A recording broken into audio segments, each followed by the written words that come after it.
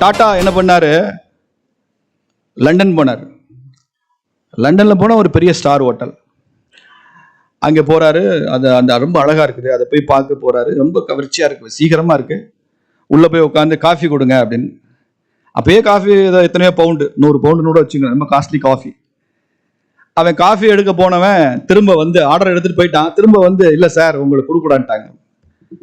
ஏன்பா, என்கிட்ட நீ என்ன பில் போடுற, பணம்லாம் இருக்கு என்கிட்ட. உங்கள்கிட்ட பணம் இருக்கு சார், ஆனால் இந்த ஹோட்டலில் only Europeans R allowed.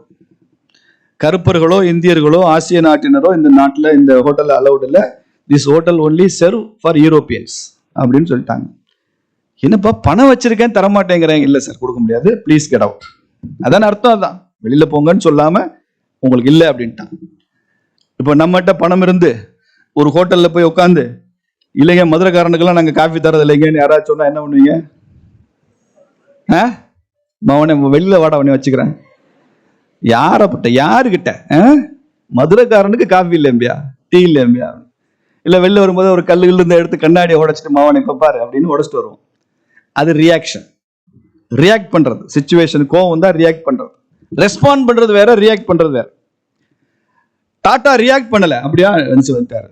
He responded. என்ன பண்ணா தெரியுமா? இந்தியாவுக்கு வந்தார். இவனை மாதிரியே நான் ஒரு லக்ஸரி ஹோட்டல் நான் கட்டுவேன் அப்படின்னு மும்பையில் அதில் உருவானதுதான் தாஜ் ஹோட்டல். தாஜ் பிரம்மாண்டமாக ஒரு ஹோட்டல் வருவார். அவர் கட்டி முடிச்சு ஒரு 5 வருஷம் கழிச்சு லண்டன்லேருந்து ஒரு மந்திரி வர்றான், வெள்ளைக்காரன். அவன் வழக்கமாக கவர்மெண்ட் கெஸ்ட் ஹவுஸில் தங்குறவனே அவங்க ஆஃபீஸர் தான் சொல்கிறாங்க, இல்லை இப்போ இங்கே தாஜ்னு ஒரு பெரிய ஹோட்டல் வந்திருக்கு, நீங்கள் அங்கே தங்குங்க, ரொம்ப நல்லா இருக்கு, உலகத்தரமாக இருக்கு. நாமெல்லாம் பிச்சை போடணும், இங்கிலாந்துல கூட அப்படி ஹோட்டல் இல்லை.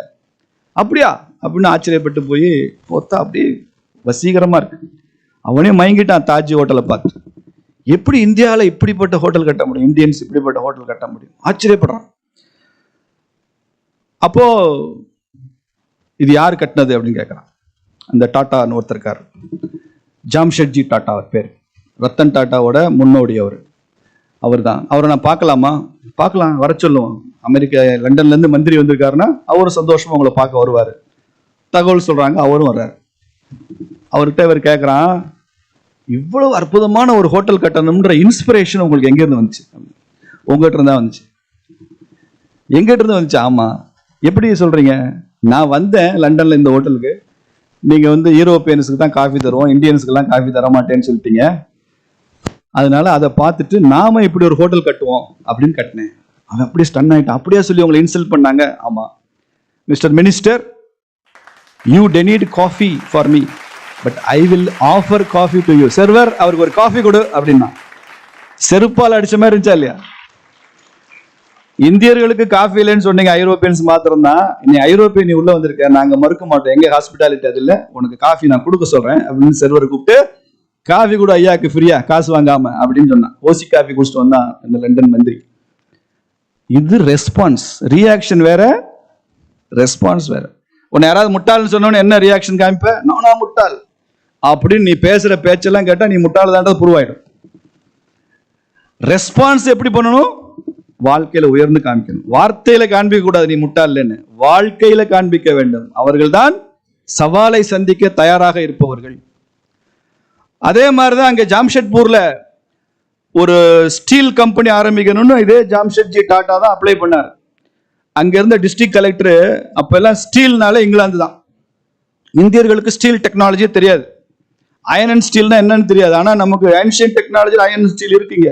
அது காட்டேஜ் இண்டஸ்ட்ரியா இருந்தது 18th செஞ்சுரியில். அது அப்புறம் அடிச்சுட்டான் பிரிட்டிஷ். அதுக்கப்புறம் அதை கார்பரேட்டைஸ் பண்ணி பெரிய பெரிய ஸ்டீல் கம்பெனி வச்சான். அந்த ஜாம்ஷெட்பூர்ல டாடா வந்து ஸ்டீல் கம்பெனி ஆரம்பிக்கணும்னு பெர்மிஷன் கேட்கிறார் கவர்மெண்ட்ல. அந்த அந்த பிரிட்டிஷ் கலெக்டர் எழுதின ரிமார்க் இருக்கு, நோட் ஷீட்ல எழுதியிருக்கான். என்ன எழுதியிருக்கான் தெரியுமா? பெர்மிஷன் கிராண்டட் அப்படின்னு கொடுத்துட்டு, அனுமதி கொடுக்குறேன் அப்படின்னு எழுதிட்டு கீழே நக்கலா கிண்டலா எழுதுறான், I will be prepared to eat every ounce of steel that you are going to produce in this company அப்படின்னு எழுது. இந்த நிறுவனத்தில் நீ உற்பத்தி செய்ய போகிற ஒவ்வொரு அவுன்ஸ் எஃகும், அவுன்ஸ்னா தெரியுமில்ல, அது ஒரு கிராம் வெயிட், ஒவ்வொரு அவுன்ஸ் எஃகையும் நான் சாப்பிட தயாரா இருக்கேன். என்ன அர்த்தம்? இந்தியர்களுக்கு எஃகு தொழில்நுட்பம் தெரியாது, உன்னால ப்ரொடியூஸ் பண்ண முடியாதா? நீ முட்டாள் மாதிரி பெர்மிஷன் கேட்டா நானும் கொடுக்குறேன், but you cannot do it. அதுல அந்த சவாலை ஏற்றுக்கொண்டு உருவானதுதான் Tata iron and steel company, TISCO நிறுவனம்.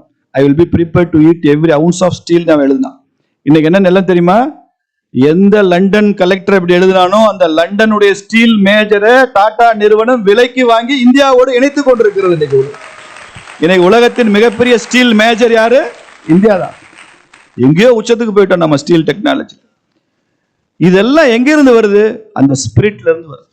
அந்த பேட்ரியாட்டிக் ஸ்பிரிட் இருந்தா மாத்திரம் தான் நீங்க இதை செய்ய முடியும். தொழில் என்பதோ, வர்த்தகம் என்பதோ, நமது கல்வி என்பதோ, இதோ நமது தனிப்பட்ட ஒரு நலனுக்காக, நாம வளர்ச்சிக்காக, நாம சம்பளம் வாங்குறது, உயர்றது, வீடு கட்டுறது, புள்ள ஊட்டி பெற்றுக்கிறதுக்காக மாத்திரமல்ல. இதற்கு பின்னால் எல்லாம் இந்த தேசத்தின் சிறப்பும் சேர்ந்து இருக்கிறது.